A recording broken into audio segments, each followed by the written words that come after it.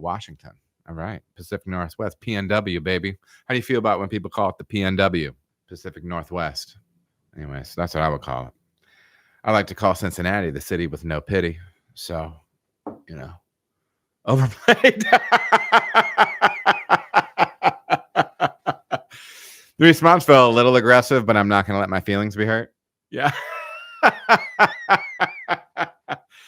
How about a city with no pity, dude? Have you heard that before? You could tell that when you, that's what you can tell them about Winnetachi. Love it. All right, cool. There you go. Just makes your city sound hard. You know what I mean? The hard streets, the mean streets of Cincinnati. Next question comes from Men Oven Luciden. I'm not good at all the names. Whether they're real names or something else, I do my best. You know what I mean? But going out to this dude on YouTube, do you have any good tips on how to up the viscosity of my stouts? I get the flavors on point, but the body is just way too thin in my own opinion. Couple of things. First of all, I think there's the standards here, right? Let's say you do not want to use lactose or maltodextrin. You do not want to use a non-fermentable sugar in this beer, because I personally think it's better to not have to use those things, because more people can drink it. If you can generate the body and the stout that you want without lactose, it means that people with lactose issues can drink your beer, right? So anyways, if you can accomplish it without those things, I usually like to. Maltodextrin is just like, I personally don't get much from maltodextrin. I don't get much body.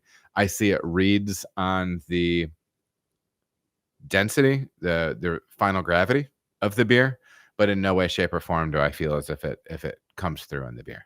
But that's just how it performed for me in my brewery. So let's kind of talk about the typical, what's the Usual Suspects. Pretty good movie if you haven't seen it. And if you're telling me you knew all along that was Kaiser Sose, you're lying. You can. Usual Suspects for building body in a beer.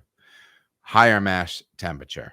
Reason being, you'll make more long chain sugars, and so you'll have more non-fermentable sugar in your beer. You'll have a higher finishing gravity, and that will help lift the weight or the viscosity of that beer. That's pretty typical.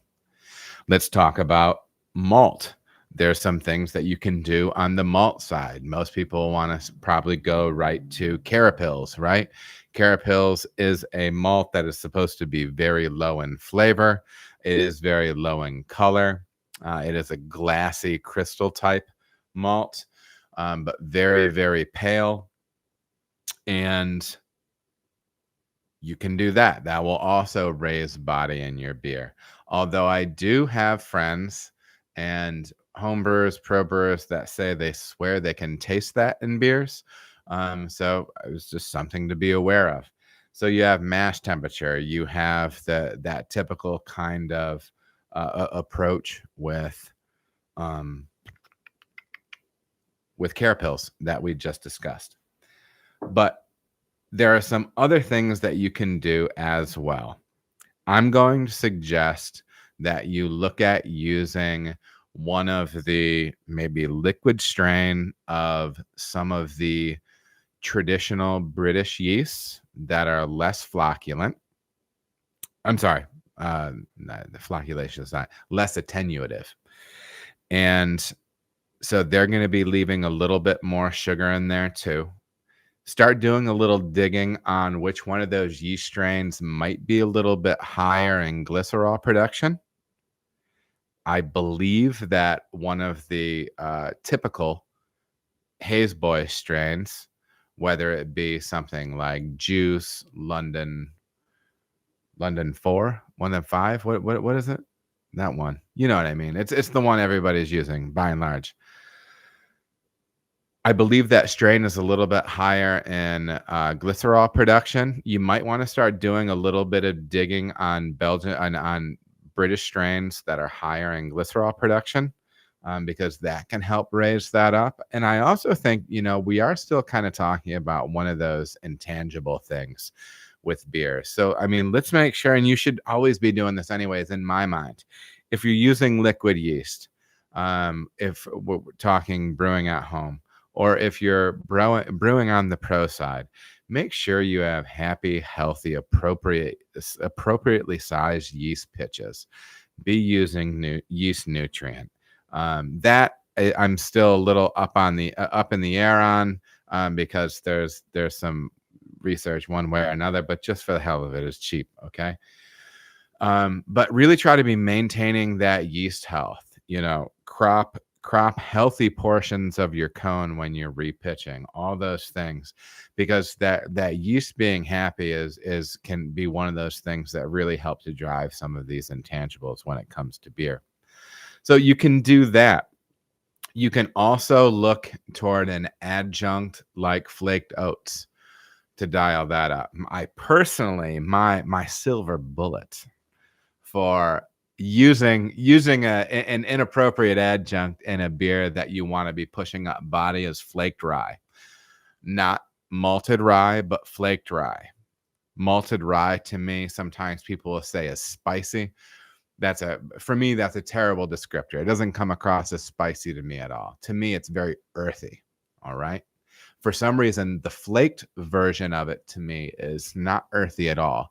And I've used probably up to 23% flaked rye in a beer, and I have not had that earthiness come through. I've used 10% malted rye, and you could definitely taste the earthiness. So kind of one of my silver bullet things, if you're not too allergic to using something outside the box for a traditional style, is folding in 10% flaked rye. Start with 5% and see if that boosts it up a little bit. I find that very viscous, man. I remember the first time I tried to make a Rogan beer at home, and I'm trying to remember, I think I fermented it out, but I remember the first runnings on it were almost snotty. It was gross. It was really thick. It was really weird stuff, and that was only 50%.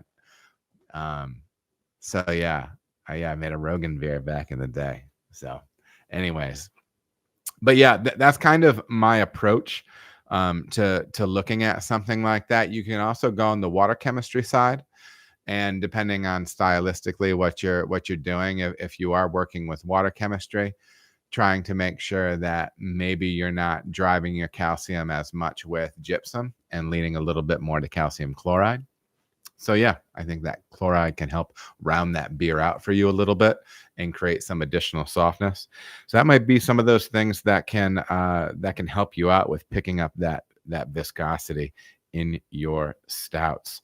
Thank you very much for the question, Manova and Lou's Den. All right, everybody, thank you so much for watching. If you feel as if you got any value out of the video, please like and subscribe. There are also other videos that you can watch. They're gonna maybe be over here or over here.